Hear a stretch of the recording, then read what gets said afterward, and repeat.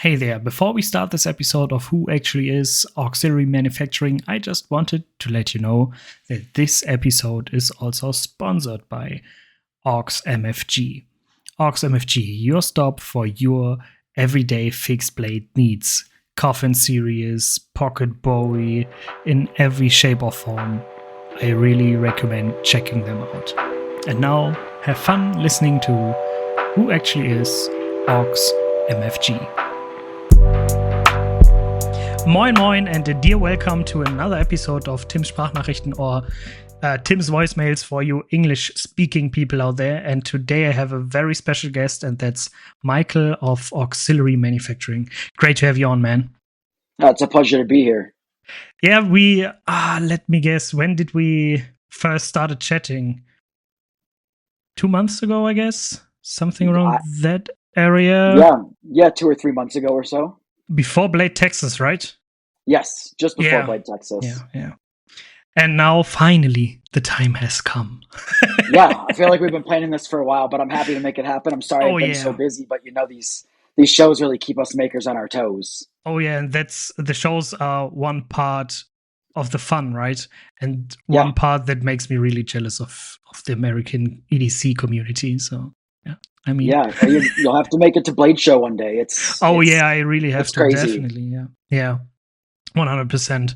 That's one of my big dreams, right? To participate at Blade Show one day, 1 year. The moment will come, but yeah. Yeah, you'll absolutely love it. It's something else. It's like nothing I've ever seen before. As an exhibitor, it's myself and over 900 other knife makers and knife companies. So crazy, yeah. There's so much to see, so much to do, and classes and demonstrations and people to meet. And you would not have a minute of downtime, and you would love every second. That's awesome. So because we have a knife show here in Germany, it's called Knife. Very original, right? Yeah, straight to the it's point. It's the knife show. But if I remember correctly, there are like not even close to 100 exhibitors, I guess. So yeah, that's not that big, right? And no. This year, for the second time, we had the GDC convention, the German Daily Carry Convention, which I am part of the organization team, right? Nice. And that has potential to grow, but not as big as Blade Show, right? Because Blade Show, it's insane. I mean, talking 900 exhibitors is wow, right? Yeah, that's amazing. I mean, it's taken them 40 years or so to build it to this, So if you keep doing your German everyday carry convention for 40 more years, who knows what it could become? Oh yeah, who knows? The most important thing for us about the GDC convention is that the focus is on the community, not the product, but to create a spot where people can meet and trade stuff, talk knives and EDC in general, right? And not the selling point that the usual show has, right? So that's the spirit behind the German Daily Convention, and that's also, it's fun. It's very much fun, but besides the usual work and the podcast work, it's also more work. Of course, but anything worth doing, is worth it. So so you only lose time, right? So who cares? Of course, but you'll gain memories. Exactly. So, Mike, let's come down to business. You sent me over the Pocket Bowie of yours, right? And as it arrived, it didn't take, or let it be an hour. It took to be part of my top 5 fixed blades. I just recorded a little short yesterday about the Pocket Bowie. And since it arrived, I love it. I enjoy every moment carrying it. It's so much fun because it's the perfect size. Just like the Lookout by Big Idea Design. Same sweet spot. But the lines of the Pocket Bowie speak a bit more to me because at the moment, I like the tactical appearance of knives more, right? So, and that's just, the handle wrap with the... now I'm missing the English word. With the skin, stingray, exactly. This stingray beneath it. It's awesome. I love it. And thank you very much. I'm so happy to hear that. oh yeah, no worries, man. Because I mean, credit where credit's due, right? So. But that's not the only knife you are making, right? No, of course not. I make about 20 different models right now. Oh, wow, really? Because when looking at your homepage, before we started, I took it up, right? Yeah, I have nothing available right now, unfortunately. Yeah, but you have current models, right? Yes. And that's the stuff you are making right now. So there's the Correct. Pocket Bowie, and then the KTK, right? And all that fun stuff. Yes, and so much more, of course. It just keeps going and going. Yeah, that's insane. But you said 20 models, right? About that, yeah. I honestly don't have an exact count, surprisingly. I feel like maybe I should. But it's around 20. Around 20, wow. As we talked, I was like, oh yeah, the Pocket Bowie XL looks amazing, right? And then you told me, yeah, it's like 4-inch blade, which is about 10 centimeters. On really? Let me check. Yeah, 10. And that's quite a huge knife, right? Yeah, we were talking about originally. I think we were talking about the Pocket Bowie XL, which exactly. is substantially larger than the original Pocket Bowie. Oh yeah. Especially for EDC purposes, that's definitely a knife that is not can't be concealed very well, can't be carried any other way really than on your belt. But the original Pocket Bowie, of course, its intention is full carry.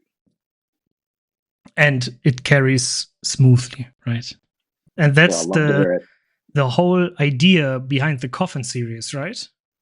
Of course, yeah, all easy, EDC friendly, but big, tough, sturdy knives, ready to do some work. Yeah. And you offer with the Bowie, I think it's 5 types of different blade styles, right? Yeah. 5 or 6? Well, it was 5. I actually I did phase out the Wharncliffe version recently because it was the worst seller, the hardest to make, and as I said, yeah, I mean, it still sold fine. I sold all the ones I made, and when it came time to reorder everything to do the next round for Blade Show Atlanta here coming up, I just have to make some choices, and I have some new models that I want. I bring out some new models every December, and now with how many models I have, I got to start phasing some out. So I'm kind of picking and choosing right now what I think is the most vital parts of my collection. All right. That's funny because for me, second place in the Coffin series was actually Wharncliffe. And you know what? Mine too. I love a Wharncliffe. It's a great all-around work knife. Yeah, but, exactly. That straight edge, the straight bevel, I find difficult to grind by hand. And once I sold all the other ones at the big release, I was just left with a bunch of Wharncliffes, and they're fine. I like them a lot, and they were well made, and there was no real issue with them besides just more things to try to keep in stock is already difficult enough. Currently, I'm only a one-man operation, so it's just me doing everything with my wife helping behind the scenes. That's a lot of work then, yeah? Especially 20 models, and I feel like you are the type of guy who wants to present every model at shows, right? Absolutely. I bring everything to Blade shows. Oh, yeah. So that leaves you with at least like 80-ish knives, right? I usually bring about 150. Yeah, exactly. Yeah. So it causes some issues. It's a lot to travel with, and there's a lot of other things. But, I'd rather have too much than not enough. Is it hard to travel with knives in the US? Well, no, not really. I mean, you can just put them in your airplane checked luggage or drive with them, no problem. But it's hard to ensure the safety of them. You know what I mean? Like people lose their luggage. So if your luggage was lost and you're on your way to exhibit at a big show, that would certainly be a heartbreaking event that happens to people all the time. Yeah. I've taken to just driving to the shows. It takes a lot longer, obviously, driving I live in Nevada, so I have to drive all the way across the U.S. to get to Georgia, where Atlanta is for Blade Show. It takes me about 3 days of driving, leisurely doing it. But when I'm talking about bringing, 150 knives, for me, that's a ton of product. a lot of livelihood for me, so it's worth protecting it. And I make it a fun road trip along the way and stop and see all my friends and go to other people's workshops, and I make it worth the trip. Certainly a business pleasure trip, if you will. Yeah, sounds awesome. But every time I talk to an American maker and he tells me, or they tell me how far they have to travel from state to state. Yeah. It's hard for me to grasp on, right? Because it takes like a 4-hour drive or 5-ish hours, and I'm in Paris, right? Another country. So, and you travel like 3 days and you just arrived in another state. Same country. Yeah, I mean, here's a good example. Is I live in Reno, Nevada, which is much north of Las Vegas. So we're living this, where I live in Las Vegas or in the same state. It takes me about 7 hours to get to Las Vegas from my house. Wow. So I mean, the states, the country, it's huge. It's huge. It's hard to understand until you're there. Like, especially driving through a place like Texas, where you'll drive for 20 hours and still be in Texas. It's crazy. It's huge. Isn't Texas the largest state? Yeah, it is, right? Yeah, it's huge. And driving from one end to the other, it might take you, 2 days without driving nonstop. Wow. It's gigantic. Oh, wow. And for us Germans, we have our German Daily Convention is near Munich, right? So we have people living in the north of Germany, and they have to drive 10-hour-ish to get to Munich. And they say, oh, no, that's too far. I won't come. And you sit there and you tell me, oh, yeah, you have to drive like 2 days nonstop to get through Texas. I mean... Yeah, sometimes it can be bad. Texas is really big. And, of course, it depends on the route and the traffic you hit. But Texas is big. It's filled with people. When you're going through the cities, there's always traffic. It is... I've only done that once, and I don't think I'll ever do it again. I'm certainly not doing those drives for fun. It's more out of necessity, like I said. I find it easier to drive with the knives. It gives me peace of mind. I know a lot of other makers that do that as well, and I think it's up to their personal opinion. I'm a bit more paranoid, and I'm not willing to risk everything I've worked for the past 2 months to not be there with me at my biggest event of the year. So you are building knives full time, right? Oh, yeah. I just celebrated my 10-year anniversary of being a full-time knife maker back in February. Congrats very to exciting. That, man. Thank you. Yeah, I'm finally can be done worried about whether it's going to work out or not. I think I got a grip on it. Yeah, after 10 years, you should have, right? Right. So the travel also gives you options to travel, right? You can go that way, or that way. I mean, it's always...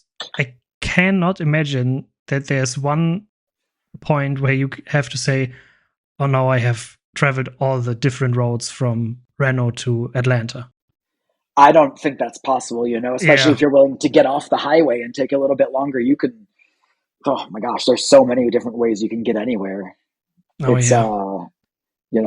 Usually for me, I drive on the main highway. I cross the entire country. I stop at all the easy gas stations, and I just make it somewhat quick and doing my stops as I can to see my buddies and go to their shops and maybe make a collaborative knife here and there along the way if we can.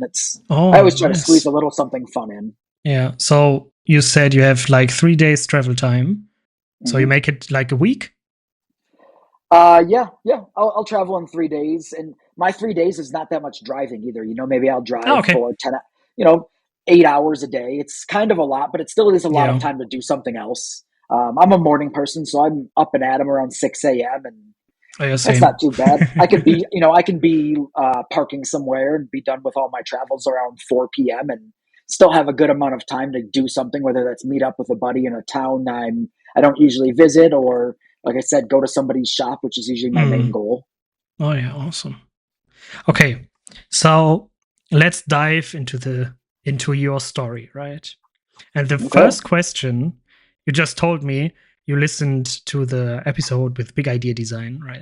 Yes. And so you know the question already.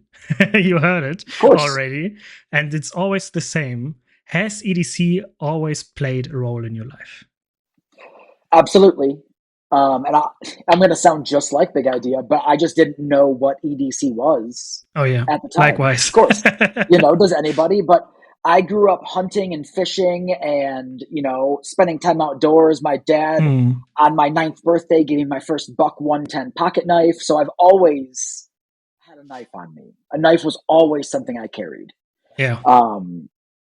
And it was natural, and then I became a chef, of course. So a knife was another natural tool. So of course, absolutely, and I always had silly things I carried, no matter what they were. Outside of my knife, a little pair of pliers or any other little funny tools. Like I said, without even knowing what EDC was, that term at least, I was always obsessed with gadgets I could carry around. And then someday it got a name, right? EDC. In 2010, I found out. In 2010, I learned that you could make a custom knife. I really didn't even I guess I had the vague idea that somebody was making knives somewhere, but in 2010, it was put right into my face. Okay. My boss at the time, who was a member of something called the USN, which is a knife collecting sort of forum, the Usual Suspects Network. Okay. He showed me a knife and he was like, "Hey, this guy made this knife." And I was like, "This guy made this knife. This knife's awesome. How do you just make a knife?" That very night I got on YouTube. I had to know how to make a knife. I was immediately like, "How do you make a knife?" And within a week, I got the bare minimum tools. In America, we have a really cheap tool store called Harbor Freight. It sells the cheapest Chinese tools you can get. And I went there and I just bought whatever I thought I needed. A little 1x30 grinder, a drill press. I built a little forge out of an old brake drum so I could crudely heat treat carbon steel. And within 1 week, I was making some of the worst knives you could imagine. But I was making the knives. I was doing it all. I was heat treating in the dark in my courtyard of my apartment. I was grinding knives on my porch with a little grinder. All the neighbors were like, "What the hell is this guy doing making all this noise?" I did not care. I just did it. And then not long after that, the space in front of me, which was called the Auxiliary Art Center, they taught music and did concerts and just anything you could imagine. They were kind of shut down for a little bit, and he was like, it was becoming winter time. He didn't have anything planned, so he let me move my little knife making operation into his little area, and that's where it became Auxiliary Manufacturing. I made an Instagram page, and I started making knives and little pry bars and pocket tools and beads and anything I could figure out how to make. I was making it and selling it on Instagram. It's truly born from nothing. So that started in 2010-ish? Well, that was when I kind of dabbled. I really started Auxiliary Manufacturing as a whole much later. Truly established the brand in 2015, but the whole idea was started much earlier, and my fascination was started much earlier, and I was just getting everything together and learning and doing everything I could. One thing that I can't get out of my head right now is you talked about the Buck 110. And every time I hear the Buck 110 or I see it, I always have the same question in my head, and that is the Buck 110 your American people's Swiss Army knife for us? Because it's like the staple, everybody knows it. Even if you're not a knife guy, you know the Swiss Army knife or the Buck 110 in that case. And is that somewhat the same for you? Absolutely. I mean, at the same time, I did have many Swiss Army knives over the years, as collecting and everything else. But I have many, many friends of mine, and I almost feel like among hunters, it's a tradition to give a young hunter a Buck 110 as one of their first. Okay. Yeah. Because I have a lot of other friends of mine who learned to deer hunt at various places in the country at various time periods, and father, grandfather, uncle, somebody always gifted them a Buck 110. You got to have a buck knife. Yeah, that's awesome. Because then the sad part is, I never had a Buck 110. Well, we certainly can change that for you. It will not be hard to make that happen. They're fantastic knives. Oh yeah, we have shops here which have it in store, right? So buck is a huge name in the industry, right? So, absolutely. Yeah. There isn't a problem getting my hands on one. There's just the problem of the motivation to get my hands on one, right? Because for me, it's like the Swiss Army knife is much more customizable and speaks more to my EDC style, right? Because it's like the multi-tool you can always carry on you, you can always have on you. And here in our country, in Germany, the knife laws are very strict, right? So the best thing you can carry is a slip joint. The slip joint has you don't have any issues with the law carrying a slip joint. And then the bonus of the Swiss Army knife is that everybody knows it, right? Mm-hmm. If you pull it out of your pocket, nobody bats an eye because, oh yeah, okay, that's a Victorinox Swiss Army knife, right? That's because when I pull out the buck 110 or the 112 is the bigger one, right? I believe so, yeah. Yeah. So if I pull one of those, the people already see, oh, you got a knife, right? And they certainly look much more aggressive. Yeah, definitely. So that's the story behind not getting a buck 110 on my side, right? But I have to get one because I feel like it belongs in every collection because it's such a huge name and bodes such huge tradition to the name, right? So absolutely, every knife collection should have a Swiss Army knife and a buck 110. That's my point of view, yeah. And as long as you're a traditionalist, I think it's important to own knives like that just to understand the history. Yeah, exactly. And just to understand knives more, right? What's the point in a multi-tool if you don't know the core of it, right? What's the point in having a backlog if you don't know the point of it? Or the origin, some may say the origin of it, the buck 110, right? So the idea of Aux Mfg was born, and then when did you have the idea, okay, I love making knives the crude way, sorry. And then the idea of, oh man, I have to make this a business. When did that start? That started a little bit later. I think and initially I didn't really care so much about the money. I was a chef. I had a good job. That was just everything else was just on the side. At some point my mother got sick and she needed some help. So I was traveling back and forth. I was living in Chicago at the time. Okay. So I was traveling back and forth from Chicago to Michigan just to help my mom out and keep the house up and running and everything. Mm-hmm. And so I left my chef job just because we had, I had some money saved up and I had my wife who could help while I was doing this. And so anytime I wasn't helping with my mom, I was just trying to make some money and I was focusing on the EDC stuff and making knives. And this was in 2015 where things really got serious for me.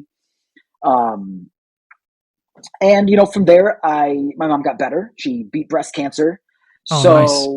I came back and was living back, in Chicago full time. And my wife agreed that the business seemed like it was doing okay. Maybe there was some potential and she was doing well in work. So it wasn't, she said that I could give it a go and I certainly did. And 10 years later, here we are. Awesome. So it's like someone wanted you to start making knives, right? Yeah, sometimes it feels like the universe was there to push me in the right direction, Yeah. I try not to overthink it and just be grateful that I took all the paths that I took, because sometimes it's in the moment something seems like a bad choice and then years later you'll be like, wow, I am glad I bared through that hard time to be here. Yeah, relatable. Definitely. I think we all have an experience like that, we're like, oh, that was terrible in the moment, but it certainly helped make me the person I am today.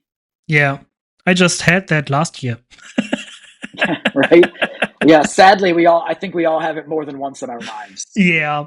But like you said, it's always awesome to look back and then say, man, it was a tough time, but it was worth it, right? Absolutely. And, that's like, but, that's a certain kind of person that likes that, the person that doesn't mind working hard for the things that they want. And like, that makes the achievements that much better. If some things are just handed to you in life, it doesn't feel like you've earned it, or maybe you don't even deserve it. And, when you work your butt off for something and finally like achieve the goal you've been trying to get towards, you're like, oh, it's so much sweeter. Yeah. The relief, right? After weeks of hard work. Oh, that on a 2 times a year Blade Show, Texas, then Atlanta. I mean, you put your ass into it, right? Absolutely. Everything I do at the shop is around the shows. So it's just like constantly focusing on the shows while, tiptoeing around those to do all the other obligations that I have. Yeah. And then there's time, right? You spend time the most, right? Then you spend money, sweat, tears, maybe blood. Who knows, always right? Blood. Yeah. And then after the show, sold out, or maybe not even sold out, but that way you made money at the show, not just covering your expenses, right? It's always like, oh man, that was worth it. And of course, I mean, I'm a carpenter myself, right? So everything about manufacturing stuff, I can totally relate, right? If you have weeks and you have to do you have to work overtime, right? And then when you build, or when you put the finishing touches on the furniture you built and you brought it to the customer and finished it, and then driving home and knowing, okay, now I get back to the usual hours and the customer's happy, that's okay, I'm done, right? Right. You're done. You're going to do it again because you're going to do it again. Yeah. And that's the fun part of it. Every time, if you have to work over the hours, it's like, oh man, not again, right? But at the end of it, you always realize, okay, it was worth it, right? Absolutely. I kind of work with an ebb and flow in my efforts. The months before any show is crazy. I'm probably in the shop 60 to 80 hours a week. There's always lots to do. But then I come home from the show and maybe I go home at noon every day for a month, and I just kind of, get myself back on track and reset my body and my mind and the shop, because the shop's always a disaster. So, I'll come in and I don't work so hard after the shows. I take it kind of easy and just get everything back going so I don't get so burned out. It's a really hard month followed by 2 quite easy months, in my opinion. So you have Blade Show Texas in March, right? Yep. And then comes Blade Atlanta in June. Yep. And then we also do Blade Show West in October. Oh, Blade Show West, yeah. But Blade Show West isn't as big as Texas or Atlanta, right? It was the same size as Texas, but Texas has really grown. And while Blade Show West is still growing, it's certainly the smallest of the 3. But in my opinion, it's one of my favorite shows. It's the closest to my house, which I really like. Yeah. It only takes me, I can get from my front door to the entrance of the convention center in less than 7 hours. I love that. Oh, that's easy, yeah. Yeah. So I leave my house on setup day and I'm set up and ready for the show in one day. It's great. Yeah, talking 3 days business travel time, right? Yeah. And, I'll be honest. I listen to podcasts and audiobooks, and I make phone calls with my ear pods. And I try to stay busy while I'm driving and not just mindlessly stare out into nothing, of course. I try to be somewhat productive, but it's nice to catch up on podcasts and books and stuff. Honestly, I kind of make the most of it. Awesome. Yeah. So coming back to, you just dipped your toes into the origin of your name, right? Auxiliary Manufacturing. Yep. And it was the Auxiliary Arts Center? Yeah. Did I get that right? It's no longer open. I don't even know if the building is still standing, to be honest with you. The area was very up and coming in Chicago at the time. So a lot of the buildings that were there when I lived there are torn down for condos and whatever other stuff they're building, bars and Burger Kings, whatever you build in a nice new area. So was it just like because it was always visible from your apartment, or why did you name your brand after that? I'm really bad at naming things. Like the Pocket Bowie is like, I don't put a lot of crazy effort into naming things. So it just kind of felt easy to just call myself Auxiliary. I looked at that. I thought it was a cool name. I already kind of saw the abbreviation that I used, the AUX MFG, and it all just kind of came together what felt very organically. I needed something to call the Instagram page when I started it, because that's how I wanted to show off my work. And what am I going to call this? And the Auxiliary Art Center was right there, and I was friends with the guy who ran it, Jeff, and I did some work in there from time to time. So it just made sense to let's just call it Auxiliary Manufacturing. Yeah. Awesome name, done easy, right? Yeah, and you know what? I think it just worked out really well. I think sometimes the organic option is the best. Maybe it's not the flashiest or the catchiest, but it was suitable at the time, and I feel like it still kind of works for me because I do so much by hand. Auxiliary manufacturing, auxiliary is in English is kind of a term for the backup of something or an alternate. So I always viewed what I did fully by hand was like an alternate to the way everybody else was doing things. If they can't do it with their big machines, bring it to me. I'll get it done with hard work and sweat. Yeah. Awesome. So, the name kind of worked twofold. And while that second fold wasn't originally the idea, it kind of worked out perfectly. Yeah, definitely. When I was going through the questions just before we started recording, I was like, okay, the answer to that question will be interesting. And it is, but I have to be honest, I didn't expect the answer you gave. That's fair. Most people usually do not. But that's the thing I enjoy the most about these interviews, right? Because every time I send the questions out, I go through them myself, right? Because and then because I want to be part of the interview, right? Not just like, okay, hi, this is Tim, and yeah, I got some questions, and let's talk, and then just run it down, right? I want to be involved the most I can. I mean, I'm 100% involved. Don't get me wrong here, right? But I hope you get what I want to say, right? And then I always think about the questions of my point of view, right? And then I was like, okay, I'm really excited about that one. And there are so many questions I'm excited about because every different person gives a different answer to it. And every time a different answer than I expected. So yeah, part of the job. Absolutely, but it's fun to hear everybody's different, backstories and how things came to be for them. And I loved listening to the Big Idea episode because I'm good friends with those guys. I'm wearing my Big Idea watch right now. Yeah. Through blade shows and stuff, I have become friends with Chadwick and Brantley and Joe and the rest of the team, and all those guys are so cool. Like seeing those guys at the shows and is one of my favorite parts, but I don't get to learn their backstory like I did listening to that episode. I learned things about my friends that I would have probably never found out about without listening to that. Oh, thank you. That's really an awesome compliment I can get. Yeah, it's really, certainly it is certainly a compliment because without the right questions and the right person prompting the conversation, you couldn't even get there. Exactly. Yeah. I will sleep well tonight. So getting back to your story, what was the first design you built? Well, at the time, it was called the Chicago Special. Okay. And Chicago also has a lot of strict knife laws. One being a blade length limit of 2.5 inches. It's very small. Yeah. It's like, let me guess real quick.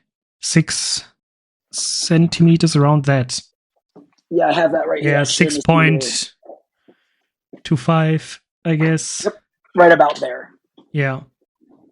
So yeah, very, very small. Yeah, right about 6.5. Yeah. So that's the legal limit there. And at the time, previous to this, I was just making nothing but one-off knives, no strict models, just whatever I felt like doing. And then I decided, as my business grew and I was getting local customers in Chicago, that I would make a dedicated Chicago legal fixed blade, because there was not a lot of options available that had a blade that was under 2.5 inches, but a full size handle, which a lot of people wanted. And so what that became now is my Model 1 is what I call it. And you can probably see it on that current models page. And it's got a blade length of 2.25 inches. But it's still one of my best sellers, one of my most popular all-around models. There it is. Up from there. There we go. Yeah. And so that is, a slightly updated version to meet, my current design language of the Chicago Special. But this is very true to form and very close to what was my original and very first model. And I've been making it the entire time, just with little tweaks here and there. So a modern interpretation of the Chicago Special is still around, right? Exactly. Yeah. And, the Chicago Special was very similar to this. The only difference was the lines were a little bit more flowing. And as I've gotten better at making knives, of course, and better at designing knives and really refined the way that I design knives, I felt the need to keep this around as kind of my origin story while updating it to match what I'm doing now. Yeah. Would you say it's the cornerstone of auxiliary? It's one of the 4 cornerstones. Okay, one of the 4. What are the others? Well, the others are the Karls, of course. Because the Karl is what won me my first and only knife making award. It won me the best custom tactical knife at Blade Show West in 2022. Very exciting. Oh, yeah. I can remember, yeah. But that knife, I've also been making it for about 7 or 8 years now, and it's been one of my best sellers to military and law enforcement that entire time. So really nice to get the recognition while still keeping it as a really important part of my lineup. Of course, nowadays, another cornerstone is the Pocket Bowie. It's a very defining part of my brand. And it's opened up a lot of doors. And that certainly, I like to think that in 10 years, I'm going to be talking about the Pocket Bowie like I talk about the Model 1. Oh, yeah. I don't see any plans of getting rid of it or, doing anything else besides expanding on it and doing more with it. I think you'll see there's some really cool Pocket Bowie stuff coming up very, very soon that I'll start showing off a lot of different collaborations and production stuff. And I have a folding version that's coming that I'm happy to talk about right now. Yeah. So I've been teasing that a little bit here and there. I know you've seen it. Yeah. And I'm hoping to actually release that for sale at Blade Show in just a month. So fingers crossed. It's going to be right down to the wire, but hoping I can make that happen. Otherwise, it'll be shortly afterward. Awesome. Okay, so that are like 3 of the 4. Yeah, the 4th one is always changing, though. That's the problem. Okay. I could call the 4th one my bottle rocket, which I no longer make for reasons that will soon be revealed. Okay. But I like to think that the 4th one is kind of always rotating about what is the next new and exciting thing that I'm focused and passionate about. So the 4th cornerstone is a new exciting thing. Yeah, let's go. The 4th cornerstone is essentially the new idea, because that's what keeps the brand exciting, right? Yeah. Like bringing out new stuff and innovation. And, I love the opportunity to make up a completely new design, because I don't design with CAD or really computers. I get in the shop with a piece of metal and I'm like, I have a loose idea of what I'm, maybe it's a gap I'm trying to fill in my lineup, or maybe I'm inspired by something I've seen, or maybe somebody asked me for something that sparked something in me and I'm like, I got to do this. But the way I do it is by putting metal to the grinder and physically let's make a whole new design right here, right now. So do you put any lines on the metal, or just straight to the grinder? And I usually put some highlight lines. Maybe I want the blade to be this big. Maybe I need it to be sort of influenced by this overall. But the big way that I design knives is based around my capabilities in the shop. Because to make knives for me efficiently, I have to use my tooling to the best of its ability, just like in carpentry. You could make any shape you could fathom the hard way by filing it out and doing it all by hand with sandpaper. Or you could do it the effective way by like, all right, let's tweak this little part of the design so I can make this repeatably and consistently with the tools I have in the shop. Yeah. And so sticking to my tooling and, for lack of a better term, my limitations in the shop certainly help form my designs. Because I want to be able to replicate that over and over again with the utmost consistency. Yeah, sure. So, while I certainly do go in with just a piece of steel and step up to the grinder, I do have some broad strokes on a piece of steel that, lead me in the right direction. And then my limitations, what I'm capable of, help form the rest of that, and I allow that to kind of help form the design overall. Okay, yeah, makes sense. Yeah, I mean, it's certainly a strange way to do it, but I come from the mindset of, making it work with the tools I have and letting that help formulate what the design is going to be. And if I can't make it work that way, why keep pushing it? If I have to buy an expensive new tool, maybe that design's not worth it. Yeah, yeah. As I started getting into carpentry, the CNC machining just came up. And so I learned producing furniture without CNC machining. And that helps till today, because every time the CNC in our shop doesn't have space for the work I have to do, I know how to do it without the CNC. And every coworker of mine who didn't get to not have been so fortunate to learn it the old school way, so to say, right, is always bound to the CNC machine. And that's something I'm really, I have to say, proud of, because that's a rare part today. Manufacturing without CNC and being able to put the machines in your workshop to the best of their capabilities, just like you said, right? And that makes a true craftsman for me, in my of my point of view, right? Because you're not relying on CNC machining. I'm not trying to say CNC machining is bad. I mean, I enjoy CNC machining because it puts the best of the best out of the bench, right? If you want to be 100% point on in your measurements, CNC is the best way to go. And what I'm trying to say is I can do it without the CNC. And that's what I am proud of. I'm not saying that CNC made stuff is bad, all right?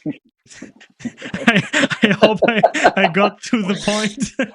I think everybody gets it. I think, okay. And in my opinion, the CNC is just another tool in the shop. Exactly. I don't think, while you shouldn't completely rely on it, it can certainly increase what you're capable of and the amount you can do by so much. And I mentioned, or maybe I didn't mention, I am moving to a new shop right after Blade Show. Yeah. And one of you shared it in one of your stories, right? On Instagram. Yeah. I had just secured the shop. I actually officially get the keys next Monday. Awesome. But I won't actually move in until after Blade Show because there's no sense in breaking down everything now. I got work to do, But the exciting part of the new shop is it's big enough and has the power to accommodate the eventual CNC machine I would like to get.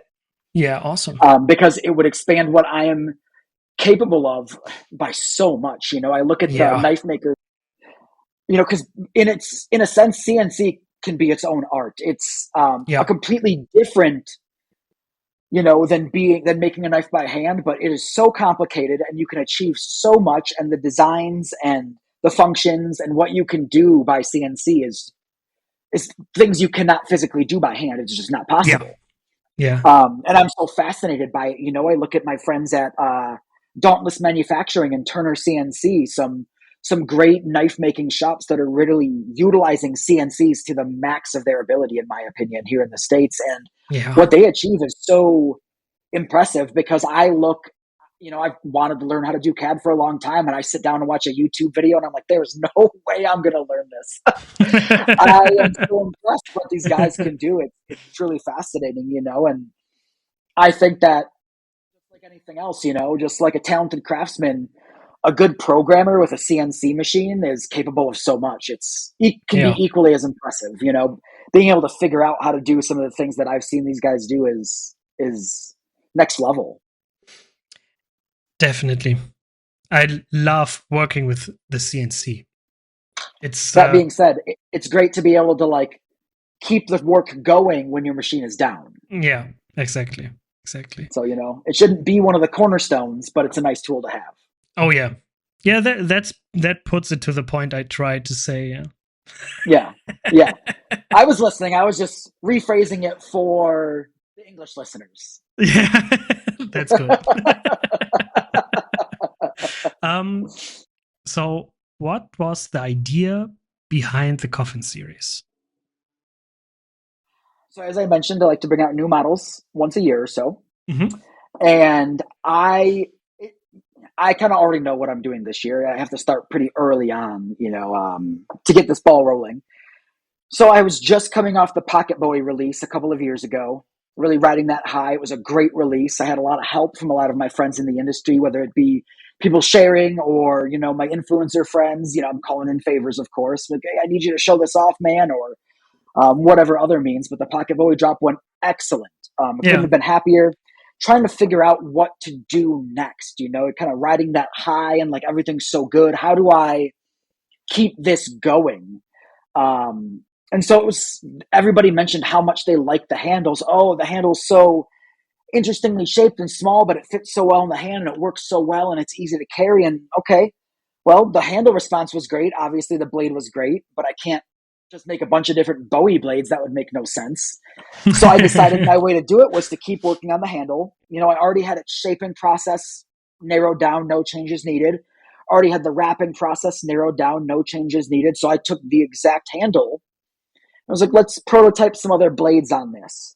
And my Instagram, just like a lot of knife guys, very shadow banned. But when I posted the photo of the prototype blades on the Coffin handles, it exploded. It got more likes than I had seen in so long. And I was like, well, I'm onto something here. That told me right away I'm onto something. So I started playing around. I didn't really make that many changes to the blade shapes, just kind of figured out the process to make them a little bit better. And I just leaned into it and it turned out great. You know, it went from the Pocket Bowie being to what I'm known for to the Coffin series being, you know, more of what I'm known for. And I like that. I like growing the brand. I like growing things. I like expanding, but doing it organically enough where it doesn't feel like a cash grab, I suppose, if that makes sense. Yeah, definitely. Because, you know, if people love a handle and the ergonomics of it, why not offer it in different blade styles, right? Absolutely. And, you know, the worst case scenario is if it didn't work out, I wouldn't keep them around anymore, just like we see with the Wharncliffe, you know, and the rest of them were really well received. And maybe I'll bring the Wharncliffe back if enough people bother me about it. We'll see. You know, it's not like it's impossible to make. It's just I'm on a never ending quest to keep designing new models that I like. And so that to keep them around, I have to eventually phase some things out here and there. And it's usually something I do kind of quietly. Mm-hmm. You know, I usually don't make a big deal out of it. I just kind of stop making something. And sometimes they come back if the opportunity arises. Other times the template sits in a drawer forever, you know? But it doesn't get bad, right? So absolutely, you know, and yeah, exactly. It doesn't get bad. It doesn't spoil. Knives are around indefinitely as long as they're well taken care of. So, you know, the opportunity for one of my retired designs to come back may arise with enough interest or, you know, my reignited passion to do something from when I was younger. Awesome. So we talked a lot about how your creative process works, but what are the most challenging part in that process? For me, it's probably a little bit different than a lot of other people. While my knives are fully handmade, I run my shop very systematically and production oriented. Mm-hmm. So at any given time, I'm usually building about 200 knives at once in varying stages of the process. For me, the most challenging part is defeating the bottlenecks I face, it's designing the knives and building the knives. I have those processes very honed in. The most challenging part now for me and what I'm mostly focused on is how do I do it better and more efficiently so I can either make a better knife or I can make more knives in the same amount of time without diminishing the quality of my standards. Mm-hmm.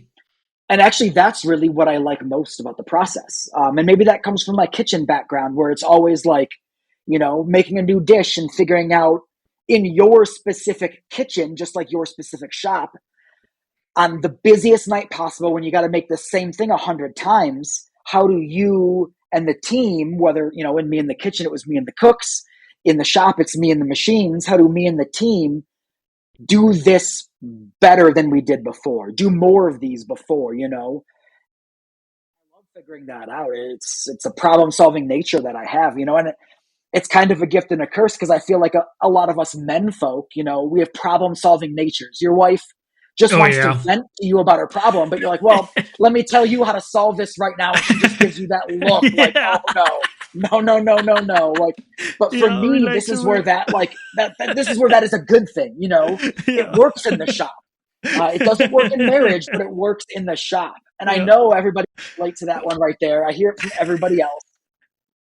We solve problems by nature. Yeah. But I love, kind of using my flaw, which is that in some people's eyes, to better everything else. It's what I should do. It's what we should all do.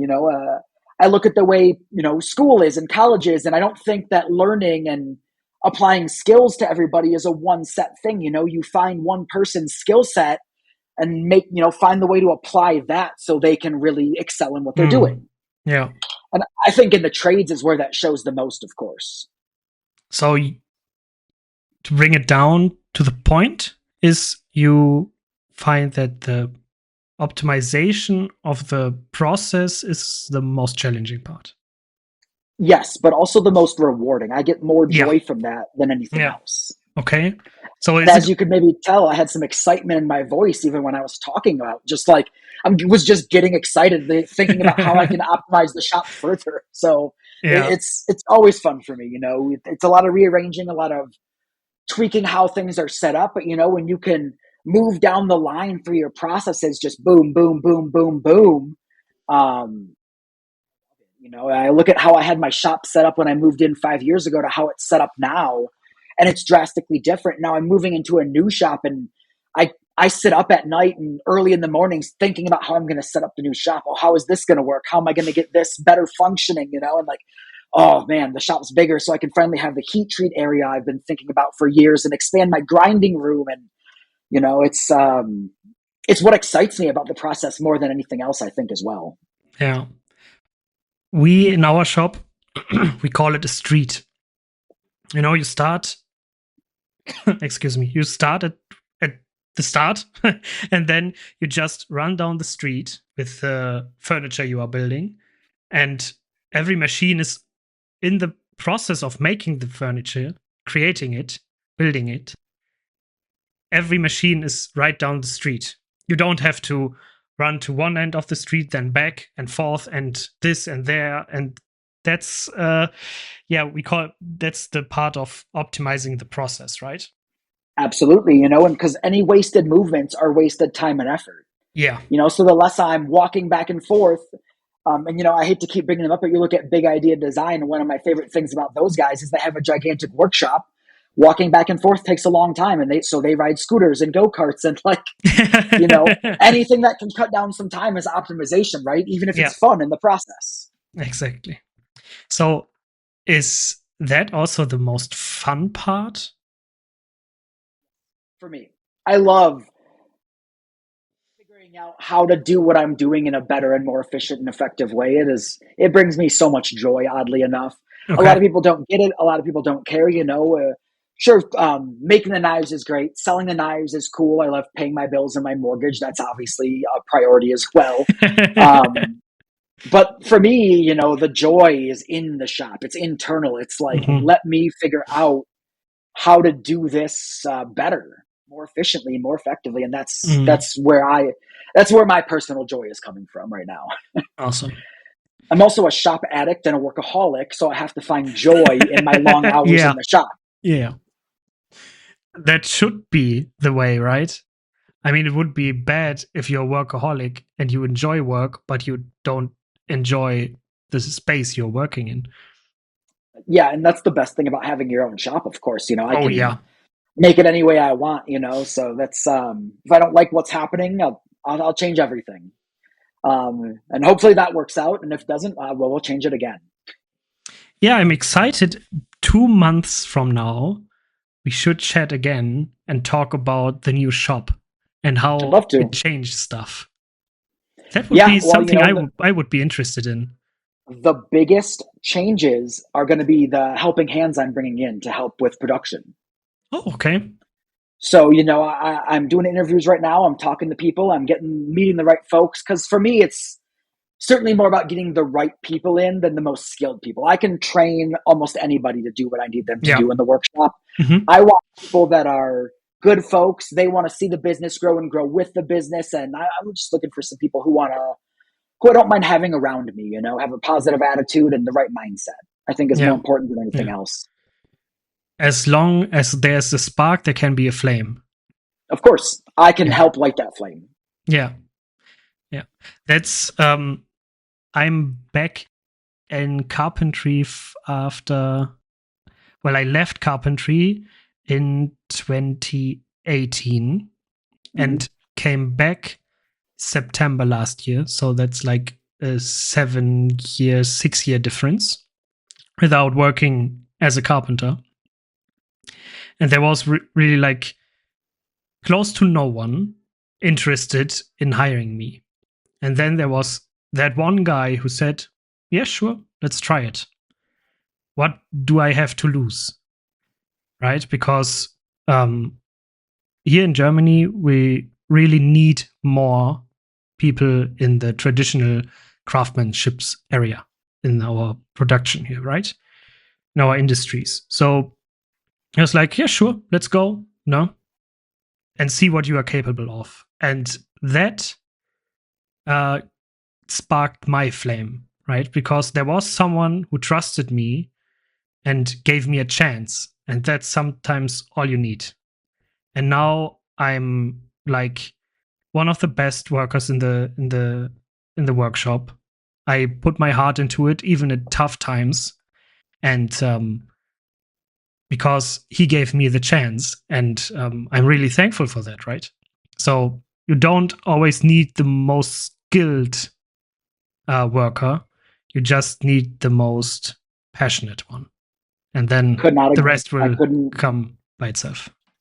I could not agree more. Passion and some work ethic, and that's all you really need. Anything else can be taught. Yeah, exactly. So is there a bestseller? And maybe I can give the answer myself, and I would say it's the Pocket Bowie. You're 100% right. There's not even a question about that right now. It's the Pocket Bowie by far.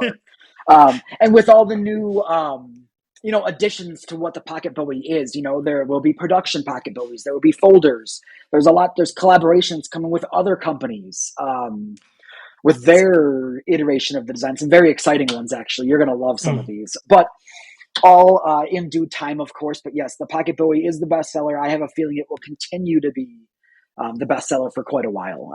And I'm okay with that. I have zero problems. I'll still make other things and work on new designs, of course, because there will always be more designs to bring out. But yeah, the whole Coffin series is really the focus right now. And I did mention the folder, and I am not ashamed to tell you the next version will be a Tonto folder. I am already working on that. Very excited about that as well. Would that be the second to most sold piece in the Coffin series, the Tonto? Absolutely, yeah. Yeah, the Tonto was second for sure. The Tonto and the leaf blade were kind of tied, but I think the Tonto really got outside of sales considered, the Tonto definitely got a lot more attention. A lot more people commenting on it, and the lines on it are very striking. Of course, you get the hollow ground bevel with the flat ground tip and the swedge, and the design's very striking. The lines are very attention grabbing, and My favorite, of course, is the one we have on the screen for us to see right now, the spear, because I think that's the best work knife overall. And that's the same exact blade as my Karl Jr. I really like the blade shape. I think it's a great working knife, and it still is aggressive enough to be used in a tactical sort of situation if needed, or self-defense. And that's what I carry a spear blade a lot. It's one of my favorites. Yeah.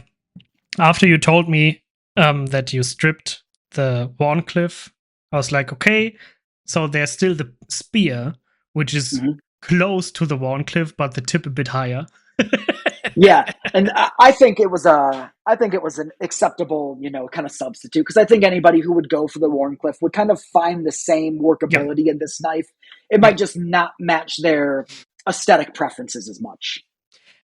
Yeah, looking at it, maybe I can blend in a picture of it, and while you are listening, and I really love the lines of it. As much as I love the Pocket Bowie, the spear is a bit simpler, so to say, right? It doesn't have so many exciting edges and lines and curves and stuff like the Pocket Bowie. It's a bit more no, I'm missing the word. Subtle, right? Yeah, subtle. Yeah, subtle. That's one. Yes. You said it, and I was like, wait, let me say it wrong first, and then I'll say it right. Yeah. No, the design of this is a lot more subtle overall. It's a lot more unassuming. The Pocket Bowie, again, kind of like the Tonto, is very striking. There's a lot of lines, a lot of things going on. This, the spear blade is a lot more straightforward, a lot more practical, a lot more unassuming. It's there to do its job, and really, it doesn't have, while it is, in my opinion, good to look at, it's a lot less to look at. Yeah. And that's what I love in my ADC, right? Clean and simple. And also, if you have clean and simple stuff, put around something exciting that makes the exciting stuff even more exciting, right? Because absolutely, it the difference in the optic is just even more striking, and that's why I love the Pocket Bowie, because you ship your knives with a Kydex, right? I carry it scout carry with a belt loop, and I carry it with belt loops. And one of our German leather crafters, Black Circus Leatherworks, I can show it to you here. Oh, nice. I hope you can. Yeah, that's the Cerberus. It's more like a sheath, but designed as a organizer type of sheath, right? So you have here the little loops. You can put your pens in, flashlight and stuff. Maybe even here in the pocket, a pry bar or something like that, and it holds with a magnet. And the magnet doubles down and holds the blade in it. So it's more like an organizer, because you cannot draw the blade out of it while it's riding low in your pocket. But it rides so low, you only see the belt, the leather belt of it, right? And that makes carrying the Pocket Bowie so much easier. And the sheath itself just fits, right? Because it's subtle but striking in its optic, just like the Pocket Bowie. And that's for me, I was like, okay, that fits. I need that for that. Yeah. So the spear would be then my second favorite, since you stripped the Wharncliffe, but you still have the Wharncliffe here. Yeah, there it is. Yeah, so I'm actually launching a new website next week. Okay. So I kind of stopped doing too much on this one while we're focusing on the new one. It'll be up very soon. It's almost done. My buddy Logan at Swedge Media, who did all of this for me and these wonderful photographs. He's a really talented guy. He's helping me build the new site. It is looking really, really cool. Obviously, you have seen a lot of the stuff I've been posting lately, some of the new style of branding we're using and stuff like that. Okay, cool. So the new website is really gonna be a good reflection of where the brand is now and where we're headed. And it is very, very cool. It is a huge upgrade from where the website is now. I'm really looking forward to it. I'm excited for it. Awesome. Yeah, I'm looking forward to hear what you think. Oh, yeah. I'm excited, looking forward looking into it. Embrace the process and stuff, right? So what's your personal highlight in your career as a knife maker? It's coming in Atlanta, actually, and I'm not allowed to say what it is right now. Okay. But when I was just starting out, mm-hmm. said, "Oh man, if I could get a knife design with this company, that's the pinnacle of it. That's what I'm always striving for." And it's happened. The knife is releasing in Atlanta, but I cannot say it yet. But you are going to be happy about it. It is very, very cool. Okay. Very exciting stuff. But ever since I first started, I've always told my wife, "Oh, Anne, babe, if I can get a design with this company." I've always known that I wanted to be like trying to license my designs to bigger companies. Yeah. And so I always said, "Oh man, if I can get this company to make one of my designs, that's it. That's the big one." Okay. I can only give you one. I'll give you one hint though. Okay. The company is German. Okay. You probably already know the company because we all would already guess that. Yeah, we'll see. We'll see. It'll be revealed in Atlanta. It's very exciting stuff. I'm very excited about it. Awesome. But I've been talking about this one thing happening for a long time. So for it to finally be what's happening, and that maybe it will change as my career grows and, the business grows. But I've been talking about this for so long. The fact that it is happening is outstanding. I'm really excited. I feel like I just talked it into fruition, manifested it, if you will. I said it enough out loud that the universe was like, all right, just give this guy what he needs. Yeah, awesome. Okay, so let's put it this way. We talked about your shop, and I said let's talk in like 2-ish months from now, and let's really do that and look back to today, where you just hinted your exciting new product in collaboration with company X. Yep. And then let's talk and see how you look back. Was it so exciting, like you said, or was it like more like okay, didn't go as expected? Or I'm excited to find out myself. This should be a really big and pivotal blade show for me, with the debut of my production stuff, with this awesome event that we're speaking about happening. I have some other really cool things in the works that I'm hoping might be debuted at this show. The more I put into it, every show like this is bigger and bigger, and more comes from it the more I'm willing to put into it. So I've been working towards a lot of the things that are happening at this show for many years now. And so to see so many cool things coming up at once is very, very exciting. This could be a show that I look back on in many years as a really pivotal show in my career. Or everything could go wrong. Never know. But either way, it will be defining for Aux Mfg, right? I absolutely think that, my 10th year in business could be my obviously the biggest and most important for me yet. Easy for me to see it that way, as I've been living it and doing it, of course, and building up to everything that's happening. But there's so many cool things. I have so many irons in the fire that I've been working on for so long that are finally coming out. So many cool stuff. I'm just so excited to share it all with everybody who's listening and anybody who's interested. Oh man, I'm excited for about talking to you after Blade Show, because you hyped me up so good. Well, you still have time to get yourself a plane ticket to Atlanta. Yeah.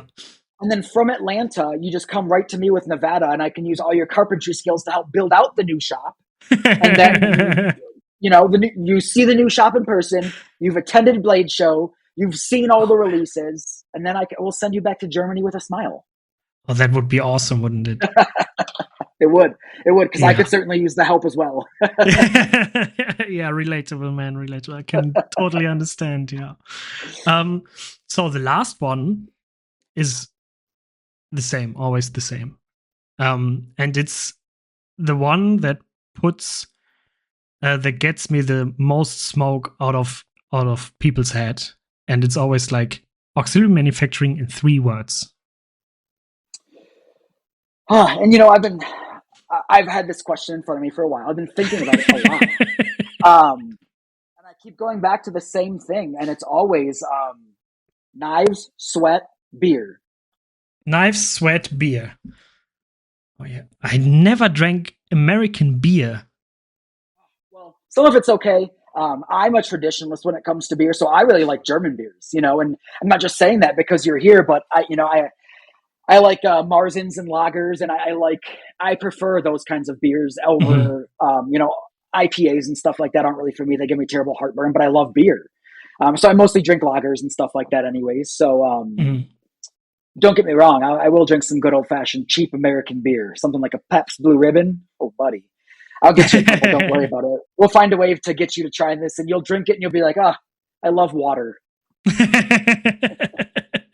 So I have to get you in my little town here. We have a beer or brewing company, Rolinck, Rolinck.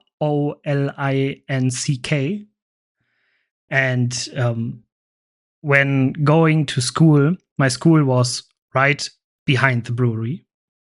And every week on Wednesdays, they have brewing day.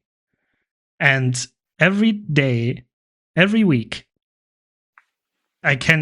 talking about it, I smell it, right? Because every Wednesday, driving to school on my bike, I drove by the brewery and had the smoke, the smell in my nose, right? Mm-hmm. So, and that makes good though. Yeah, definitely. But you have people living next to it, right? Yeah. Oh yeah. I lived near a brewery when I was in Chicago for a while, and the smell would tempt me to. I'd be like, well, I shouldn't have a beer right now, but I need maybe. Yeah.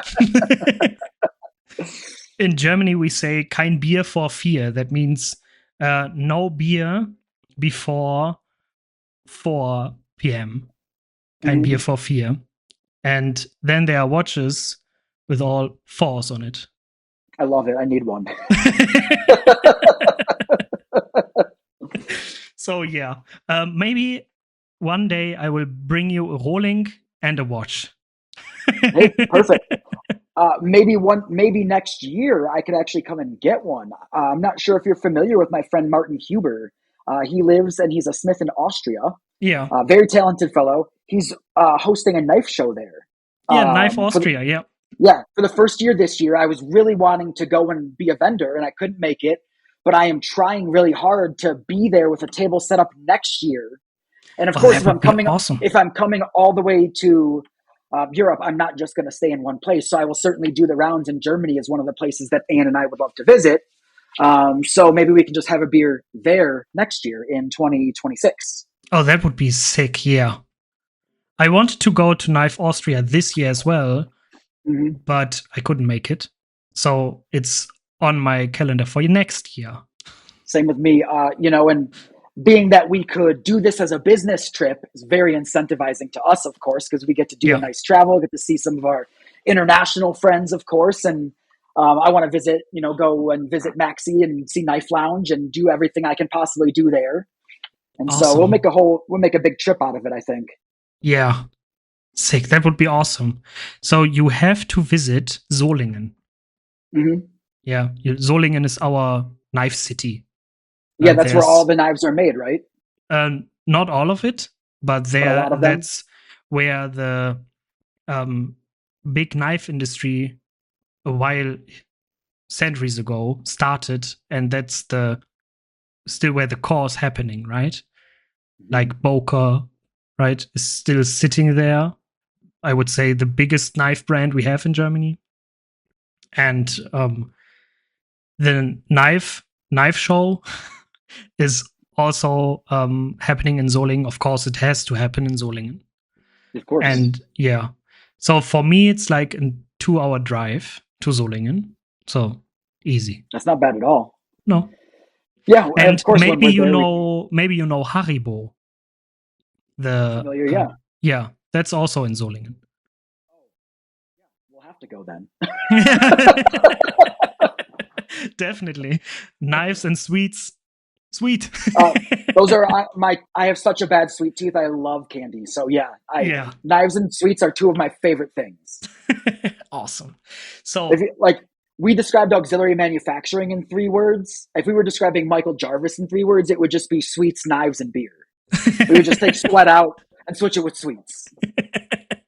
Yeah, close enough, right? Sweat and sweet. If I eat enough sweets, I will probably start sweating. Michael, it was an honor and so much fun having you on the show. I'm really excited.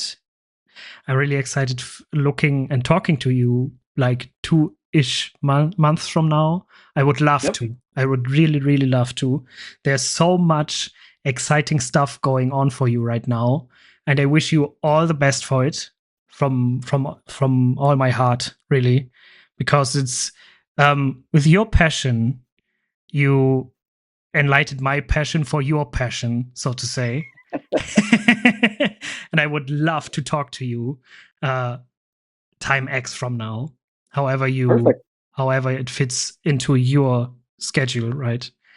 And thank you for taking the time talking to me and letting me ask you all these questions. Thank you so much. Thank you so much for having me. I honestly had a fantastic time. It was so much fun talking to you, and thank you. Well, we have some questions that were important that we need to answer. We also just got to talk about anything we wanted, and it was a lot of fun. I think that, being a carpenter and being a knife maker and producing anything with your hands has so much in common that it's so easy to just have these conversations, and it's very entertaining for me as well. So thank you also. No problem. Every time again, really. Like I said, it was fun talking to you. It is fun talking to you right now. I would love to talk to you again. But now for you listening, I would love to close down the show now and name curtain call is when the curtain drops, right? Yes. Yeah, so what's the end of it? I don't know. Sometimes we just call it when the fat lady sings. Oh, yeah, so the fat lady sings right now. I wish you all the best listening right now. Don't be saddened for too long. Keep your head straight up. There will always be better times. Don't get too excited for stuff. And then I wish you all the best. See you around. Bye-bye.